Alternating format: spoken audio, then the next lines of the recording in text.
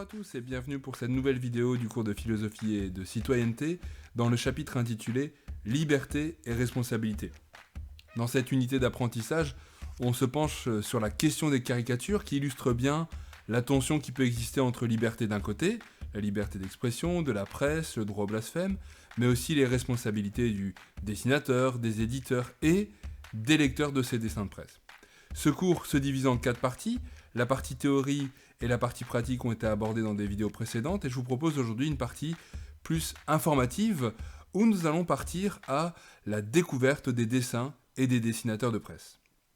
Depuis le début, on le répète, si on interprète mal leur travail, on risque de ne pas comprendre le message qu'ils souhaitent faire passer par leur dessin, ou même pire, comprendre même le contraire de ce qu'ils veulent nous dire. Du coup, pour ce chapitre, j'ai trouvé plus logique et plus intéressant de laisser la parole directement aux dessinateurs de presse eux-mêmes. C'est pourquoi vous en découvrirez plusieurs au travers de ces interviews, notamment plusieurs dessinateurs de Charlie Hebdo qui ont été assassinés dans l'attentat contre le journal en 2015.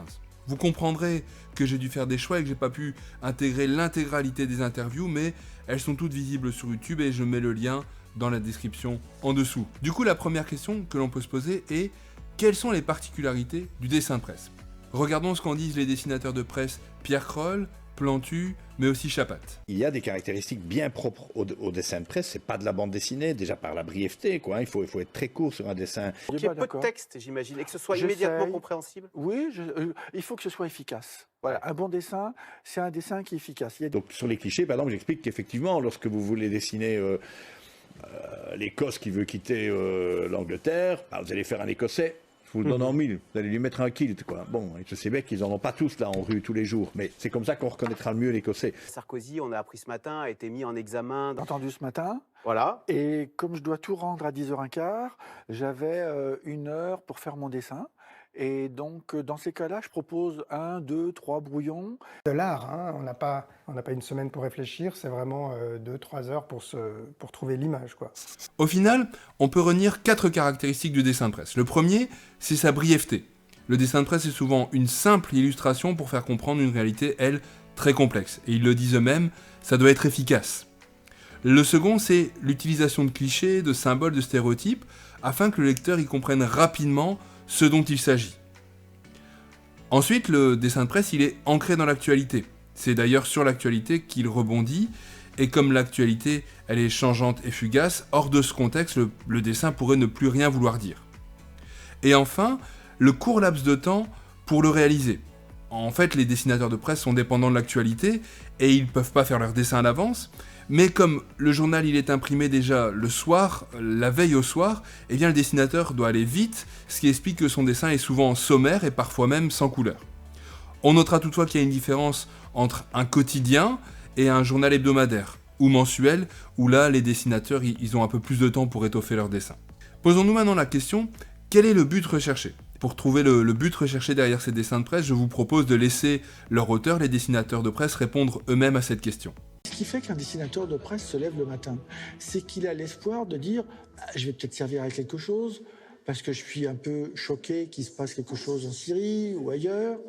Peut-être qu'on peut bousculer, énerver, faire rire, et on va faire des dessins en disant « on va essayer de changer les choses ». En 1991, Plantu a l'idée folle de demander à Yasser Arafat de dessiner le drapeau israélien et à Shimon Peres de colorier le drapeau palestinien avant d'y apposer leur signature côte à côte.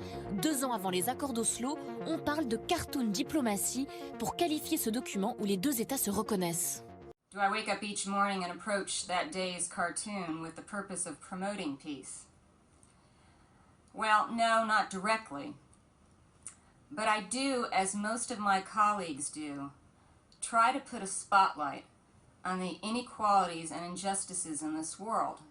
Editorial cartoonists speak out for the ordinary person by holding our leaders accountable and exposing their hypocrisies and motives. Je pense que le dessin de presse, c'est de nous faire d'abord énormément de bien, de digérer l'actualité, de digérer l'actualité qu'on se prend tous dans la figure et qui est un tout petit peu déprimante, si vous regardez quand même. Et puis surtout de donner son regard, d'avoir une vision du monde. Vous voyez cette actualité qui est très lourde, vous prenez toujours autant de plaisir à dessiner?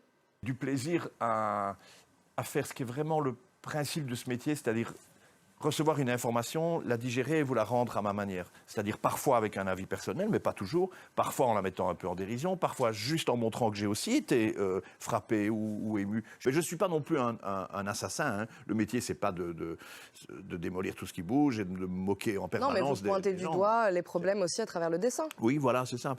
Je trouve vraiment dans certains débats, c'est pas parce que je le fais moi, mais l'apport du regard d'un caricaturiste permet de dire, vous savez, il y a 5 minutes qu'on est en train de parler de ça, rappelons-nous ce que c'est ce problème. Ou bien vous avez entendu la même chose que moi à ce moment-là.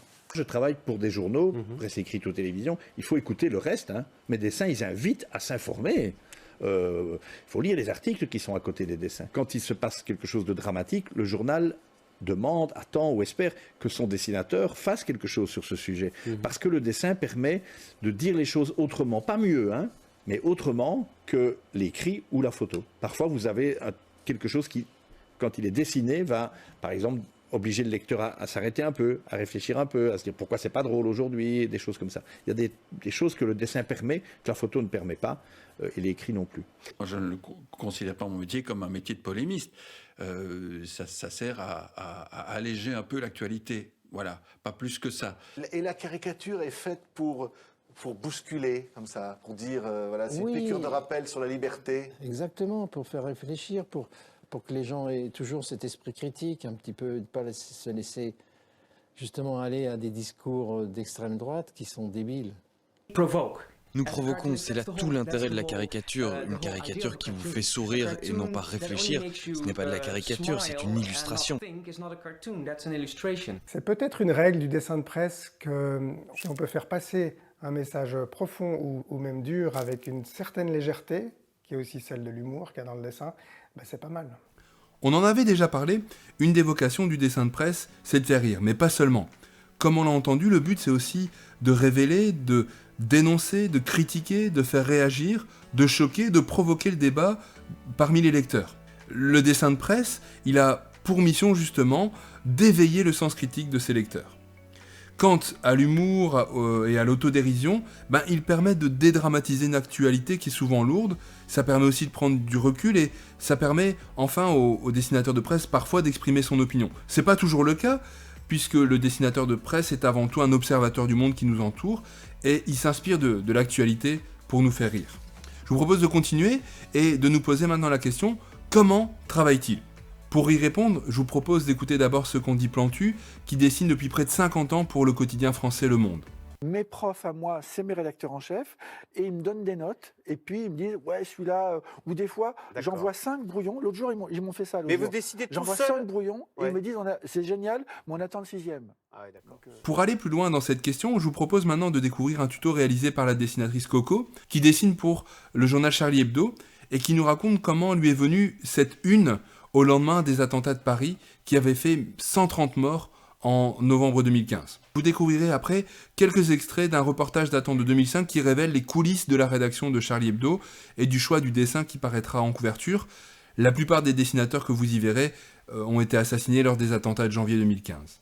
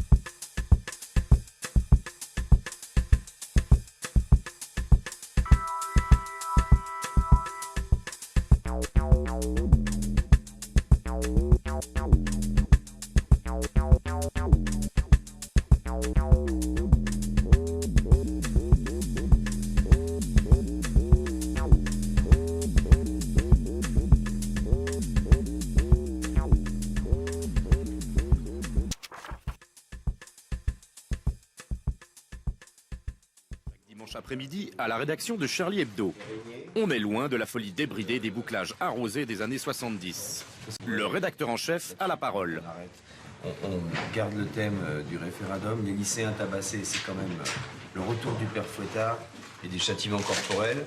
On tape sur les gosses et il faut vraiment... Ça mérite quand même une une. Cabu, Tinius, Charb, Luz, Bernard, Ries et autres Wolinski travaillent sur la couverture.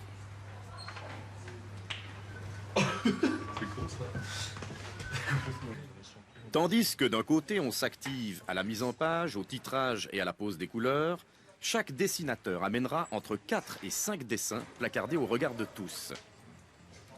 Ce qui est bien chez les dessinateurs de presse, c'est qu'il n'y a pas cette jalousie et parfois cette haine qui existe entre écrivains ou entre dessinateurs de bande dessinée. Tinius, tu dessines bien, Charles, hein, quand même. Je me rattrape. Ah, il y a une faute d'orthographe. C'est vous qui me le faites remarquer. Ouais, parce que... t'engueule pas.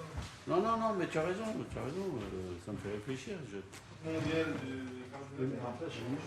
c'est vrai que c'était... S'ils mettaient de l'homme, pas des lycéens. Ah ouais, non, ça va, 17h30, c'est l'heure du grand choix de la couve. C'est pas les vacances. De l'homme, pas des lycéens, c'est bien. Ce serait bien. Hein. Et Rhys,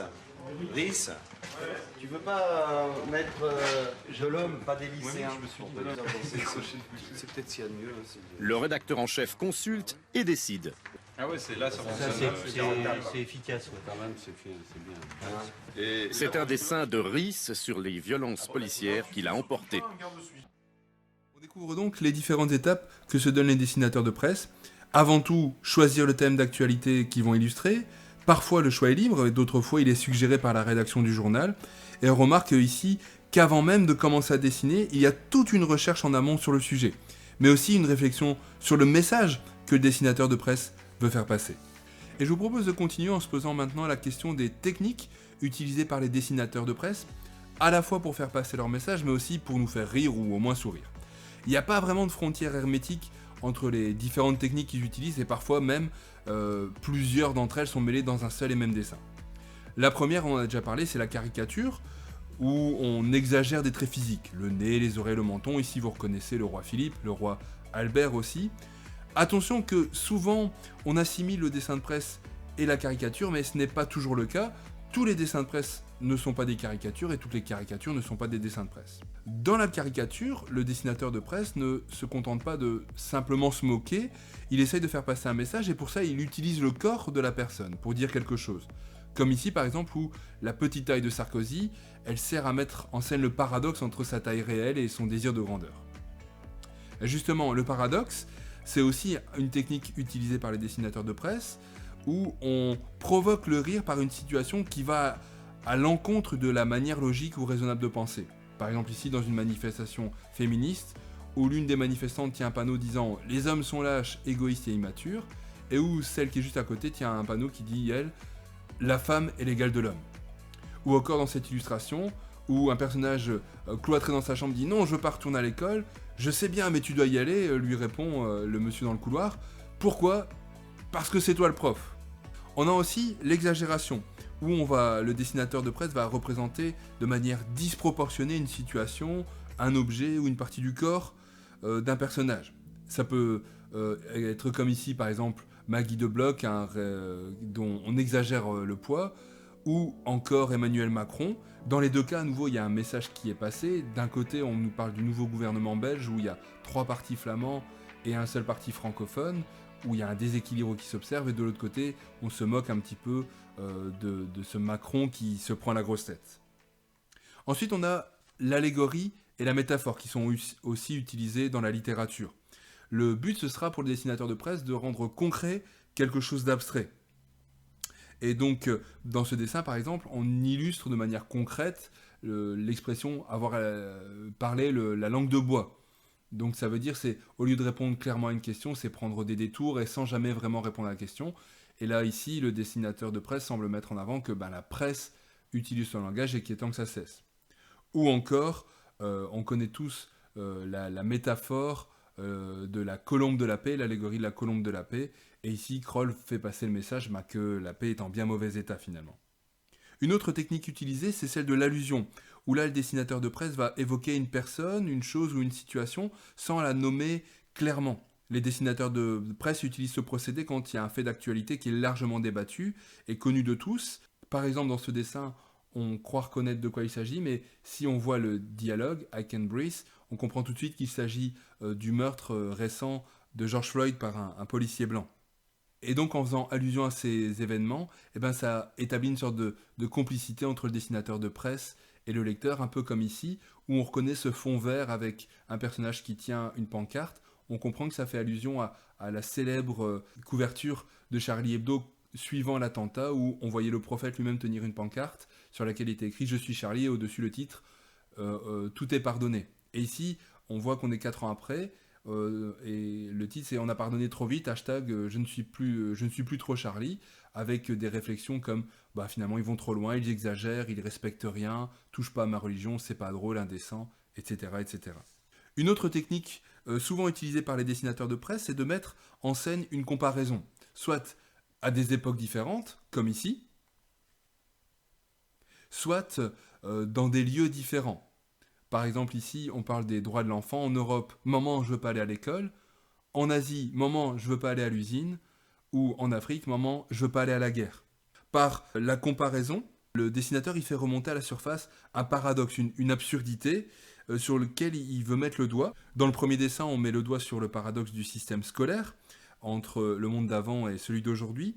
Et dans le deuxième dessin, on renforce le sentiment d'inégalité face à la situation des enfants en Europe, en Asie ou en Afrique. Autre technique utilisée, c'est le détournement. Là, le dessinateur, il va détourner un objet, un monument ou une œuvre d'art connue de tous. Par exemple, ce dessin, il intervient dans le contexte tendu des caricatures du prophète Mahomet, où Kroll évite de dessiner en faisant référence au célèbre tableau de Magritte que vous connaissez.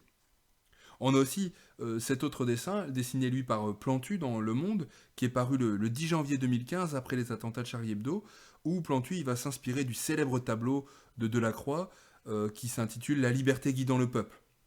Et donc ce tableau, il montre ce peuple qui cherche à reconquérir les libertés acquises à la Révolution, et ce tableau est devenu un symbole fort des libertés en France, et c'est justement à ces valeurs que les terroristes s'étaient attaqués au début du mois de janvier 2015, et donc Plantu, il utilise ce symbole fort, universellement connu, et vous remarquerez qu'il a remplacé toutes les armes par des crayons. Une autre technique encore utilisée, c'est le jeu de mots, où le dessinateur de presse va utiliser la langue française avec des expressions qui ont à la fois un sens propre, mais aussi un sens imagé, et c'est sur ce double sens que vient le ressort comique. Comme ici, le nouveau dirigeant chinois qui s'appelle Xi Jinping, et le dessinateur de presse rajoute Pong. Ou encore un autre dessin, où Hollande visite le salon de la boulangerie et dit « Rouler les Français dans la farine, c'est mon pain quotidien ». On comprend que rouler dans la farine, c'est aussi une manière de dire tromper quelqu'un, et son pain quotidien, c'est une habitude. On comprend le jeu de mots. Les dessinateurs de presse utilisent aussi fréquemment des symboles, parce qu'ils ont l'avantage d'être connus de tous et d'être directement identifiables. Ici, un drapeau nous suffit de comprendre qu'on parle d'Europe, et ce dessin est sorti en plein Brexit. Ou encore, un événement, ici on reconnaît tout de suite les 2 tours des attentats du 11 septembre, mais ils sont remplacés par 2 crayons, puisque ce dessin est sorti après les attentats de Charlie Hebdo.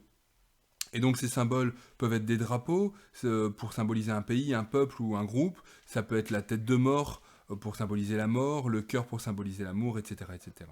Autre technique, c'est ce qu'on appelle le zoomorphisme, où le dessinateur représente un être humain ou un groupe sous les traits d'un animal. Parfois par humour, comme ici avec Donald Trump, vous le reconnaissez, parfois aussi pour faire passer un message, comme ici, où Macron est dessiné sous les traits d'un paon qui tente de séduire la France, dont le coq est l'emblème. D'ailleurs, on y reconnaît les couleurs du drapeau. Et donc pour cela, le dessinateur profite des caractéristiques attribuées à l'un ou l'autre animal.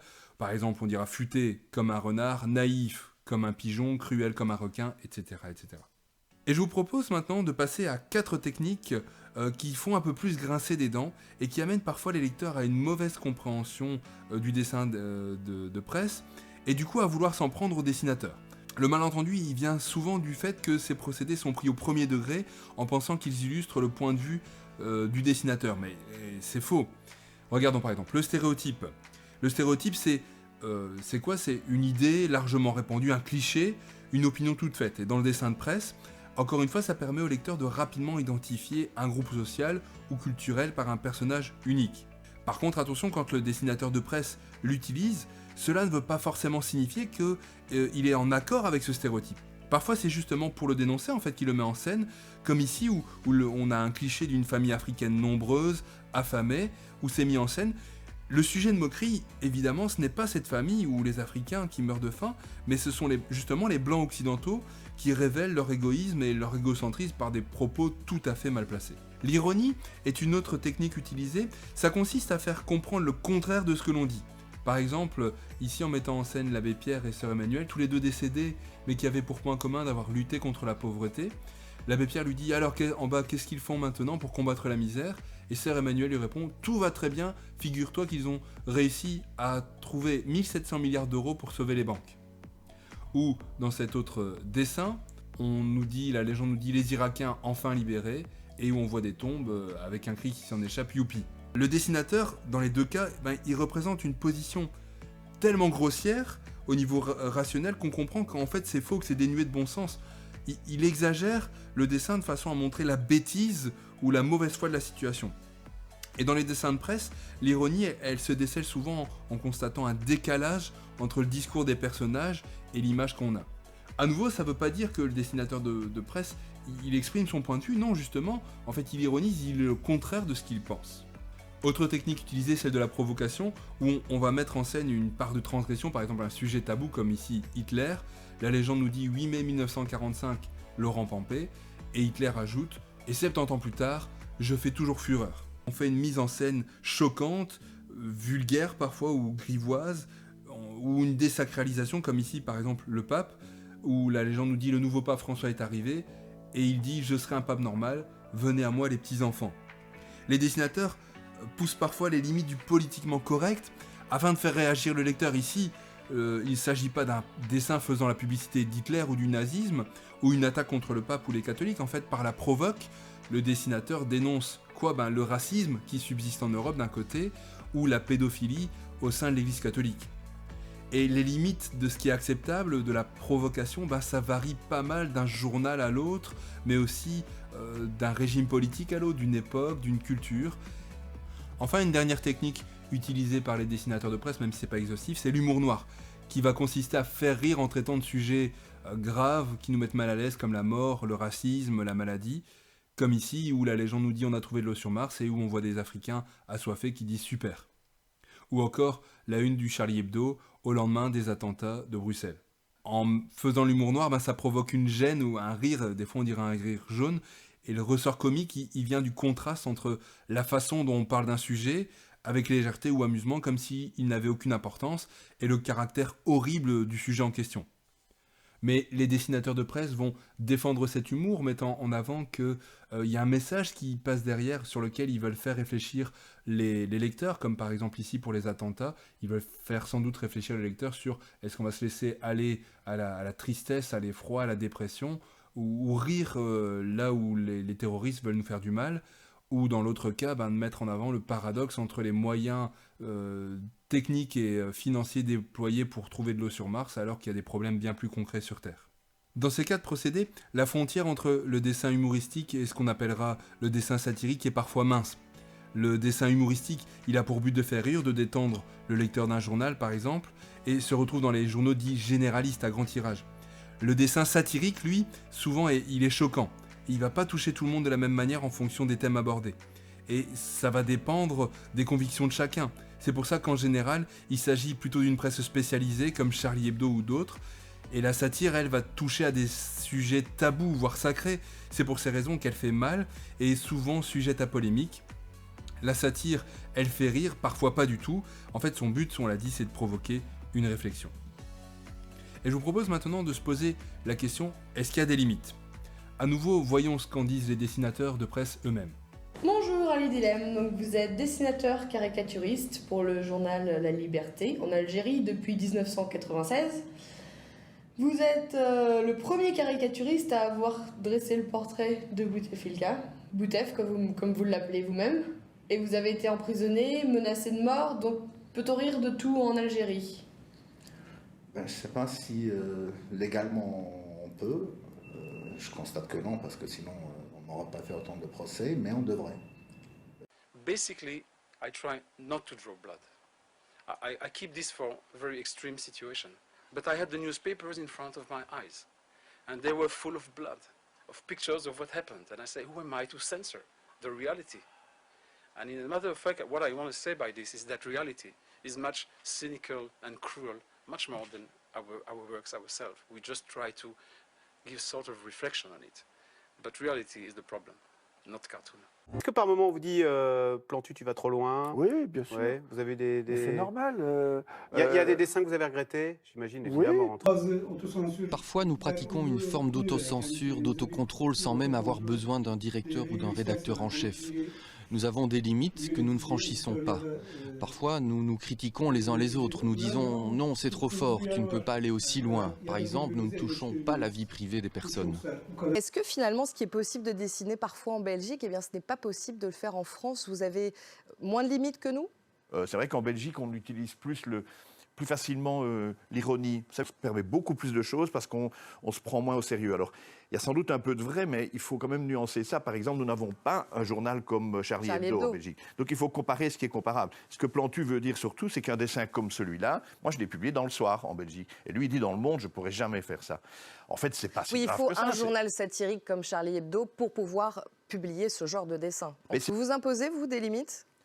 Oh, tous les dessinateurs en ont, oui. Le Soir vous en impose ou vous en imposez? C'est souvent très inconscient. On sait où on travaille. Si vous êtes dans un journal qui vous refuse un dessin sur deux, il y a un problème, il faut changer de journal. C'est pas le cas dans le mien, ça se passe très bien. Donc c'est sans doute que les limites que, un peu inconsciemment, je me fixe correspondent à celles de la ligne du journal. On s'est moqué des tout aussi dans vos dessins parce qu'il y a aussi... Il y a des domaines où on ne touche pas beaucoup, c'est les domaines du handicap, des choses comme ça. C'est compliqué, non? Non, c'est pas compliqué. Quand on met en scène des handicapés, c'est évidemment pas pour se moquer des handicapés. On n'a rien contre les handicapés. D'ailleurs, on n'a pas grand-chose contre grand monde. Mais c'est surtout, quand on met en scène des handicapés, c'est plus pour se moquer de l'hypocrisie des médias sur les handicapés que de se moquer des handicapés eux-mêmes. Par d'autocensure, parfois on se retient, de la plume, on se laisse aller simplement. Concernant tous les sujets, y compris politiques. Oui, je crois qu'on se laisse tous aller. Enfin, en tout cas, moi, je me laisse vraiment aller. Alors, est-ce qu'il y a une autocensure inconsciente? Ça, il faudrait demander à Freud. Ou simplement des limites aussi. Personnellement, j'en ai jamais connu. Alors, où les limites, ça va être les limites de l'imagination ou de notre intelligence, peut-être. Mais dans les sujets, j'ai pas le souvenir d'avoir été censurée, d'avoir eu des remarques. Et même moi-même, je me lâche. Charlie est vraiment, pour moi, un exutoire. C'est vraiment l'endroit... le journal où je sors ce que je ne peux pas sortir ailleurs. Effectivement, dans les autres journaux, la ligne éditoriale est beaucoup plus stricte qu'à Charlie Hebdo. Il y a des interdits qui sont dits ou qui ne sont pas dits. Donc, si on veut travailler ailleurs, on se tient à ces interdits-là. Mais c'est vrai qu'à Charlie Hebdo, on est à Charlie Hebdo justement aussi parce qu'il n'y a pas d'interdit. La seule limite, enfin en tout cas pour moi en tant que dessinateur et aussi bien en tant que directeur de publication, c'est les limites de la loi. On évite d'aller au tribunal pour insulte ou diffamation. Quelquefois on prend le risque effectivement d'être poursuivi parce que le dessin nous fait trop marrer et tant pis. On est aussi là pour pousser un peu les limites et tester les limites de la loi. On peut faire énormément de choses et ce qui empêche la plupart de nos confrères d'en faire autant que nous ou d'aller aussi loin que nous, c'est pas tellement la loi, c'est leur propre autocensure à eux. Et la peur de la loi, c'est-à-dire la méconnaissance de la loi. C'est-à-dire que les gens pensent que s'ils sont poursuivis en justice, ou s'ils risquent d'être poursuivis en justice, c'est sûr, ils vont perdre. Or, nous, on est poursuivis en justice très très régulièrement, et 9 fois sur 10, sans exagérer, on gagne nos procès. Donc les limites, la loi accepte beaucoup de choses. Sauf que personne ne se sert de cette liberté-là. Alors on le voit, la question des limites, elle est débattue très différemment d'un dessinateur de presse à l'autre. Mais on peut quand même ressortir 3 grandes formes de limites. La première, c'est la censure. Là, c'est quand l'État cherche à avoir un contrôle sur ce qui est publié. Puisqu'on l'a dit, certains pays ne respectent pas ni la liberté d'expression, ni la liberté de la presse. Et dans d'autres pays, le droit au blasphème y est très limité. Autre forme de limite, c'est l'autocensure. Là, c'est quand le dessinateur lui-même va se censurer sur des sujets qu'il va trouver trop sensibles ou qui mettent en scène de la violence, des attaques contre la vie privée ou autre. Et enfin, la ligne éditoriale du journal. Alors c'est quoi la ligne éditoriale du journal? C'est quand le comité de rédaction fait des choix, des décisions de ce qui est publié ou non, en fonction des critères éthiques qui se sont donnés, ou thématiques, ou parfois même politiques. Et en effet, il y a une différence entre des journaux qu'on dit généralistes à grand tirage, comme Le Soir ou La Libre en Belgique, ou Le Monde et Le Figaro en France, et une presse qu'on va dire satirique telle que Charlie Hebdo ou Le Canard enchaîné. Et je vous propose de terminer cette plongée dans l'univers des dessins de presse par un dernier sujet, être dessinateur de presse aujourd'hui, puisque ça a beaucoup changé comme ils nous l'expliquent eux-mêmes. Est-ce que votre métier a changé? Écoutez, on va le dire, hein, vous êtes accompagné, moi ça m'a frappé, de garde du corps. Ouais. Vous n'osez plus aujourd'hui faire des caricatures. Vous n'oseriez pas de faire des caricatures de Mahomet? On combat, d'accord, le fondamentalisme, mais d'abord on combat l'ignorance. C'est-à-dire que quand on fait un dessin, il faut savoir qu'il y a des gens qui peuvent ressentir. Enfin, il y a quelques extrémistes qui peuvent très mal le prendre, et voilà. on l'a vu en janvier 2015. Exactement. Et c'est la raison pour laquelle depuis plus de 10 ans, avec les caricatures de Mahomet mal comprises des dessinateurs danois, j'ai dit, mais attendez, les dessinateurs danois ou les dessinateurs de Charlie Hebdo ne se sont jamais levés le matin en disant « Ah, je vais humilier 1 milliard de musulmans ». Or, c'est comme ça que ça a été compris. On a à s'interroger, nous, dessinateurs du monde de l'Ouest, sur le politiquement correct qui s'installe un peu partout, où on voit bien qu'il y a des choses qu'on ne peut pas forcément bien dessiner. Avec Mike Lukovic, on discutait l'autre jour, par exemple, dessiner un black, c'est de plus en plus difficile, c'est-à-dire que maintenant le black il va devenir de plus en plus white. À la fin, on va faire des dessins complètement fades. Et comment vous percevez justement, vous, ces changements, vous qui dessinez depuis 30 ans? Comment l'arrivée du numérique peut-être aussi? Est-ce que les réseaux sociaux. Ça perd un peu de son âme. Les réseaux sociaux, c'est très très important. Comment ce dessin va être perçu? Parce que immédiatement, des gens qui ont un avis doivent l'exprimer quelque part. Je vous dis, c'est le droit de tout un chacun, mais ça crée vraiment des distorsions bizarres. Il y a beaucoup de gens qui vous disent « j'ai pas compris » ou « j'aime pas ce que vous faites », mais allez voir ailleurs, faites autre chose. Ça peut paraître un peu étonnant, mais je trouve qu'on prête depuis quelques années trop d'attention au dessin de presse et à mon métier. Prenez Charlie Hebdo, je connais le rédacteur en chef Rhys de Charlie Hebdo, je lui dis « ton problème, c'est que tu as trop de lecteurs ». Charlie Hebdo, maintenant, dès qu'ils sortent une couverture, tout le monde est là pour dire « oh, c'est choquant ». Mais cet humour-là, ils le font depuis 40 ans. C'est toujours comme ça. Vous n'allez pas acheter une revue pornographique et vous écrivez en tournant toutes les pages, mais enfin, il y a des femmes à poil dedans. Bon, non, c'est un journal satirique qui fait du truc satirique. C'est bien tout le problème aujourd'hui, c'est que les dessins qu'on fait sont vus par des gens qui ne sont pas censés les voir. Vous voyez Charlie Hebdo, chaque semaine, il y a une polémique sur les réseaux sociaux, une polémique planétaire sur des dessins que des gens voient, auxquels ils ne devraient pas être confrontés, parce que ce ne sont pas des lecteurs de Charlie Hebdo, ils ne sont pas équipés. Un lectorat anglo-saxon n'est pas un lectorat européen, j'en sais quelque chose, pour comprendre le deuxième degré. Je vais devoir de plus en plus être confronté à des gens qui ne comprennent pas, parce que pour moi c'est souvent des malentendus, ou qui ne veulent pas comprendre. Et la première conséquence quand même la plus directe, ça a été la fin de ma collaboration au New York Times, due à des hypersensibilités par rapport à un dessin qui n'était pas de moi, qui a été jugé comme antisémite. Au lieu de débattre, ils ont décidé de supprimer le dessin de presse. Et ça, oui, alors là, ça c'est une sacrée menace. C'est un espace de liberté qui se ferme, et c'est la chose à ne pas faire. Ils nous ont montré ce qu'il ne faut pas faire, à savoir reculer, se taire et renoncer même à la forme de débat qu'est le dessin de presse, juste parce que c'est compliqué. Ce qu'on a réalisé, c'est que le risque est plus forcément de l'autre côté du monde, parce que je voyage aussi avec mes dessins. Le risque, il peut être au coin de la rue. Alors on comprend en les écoutant que le métier de dessinateur de presse a beaucoup évolué ces dernières années, notamment avec les risques maintenant qui y sont liés et la sécurité qui l'entoure.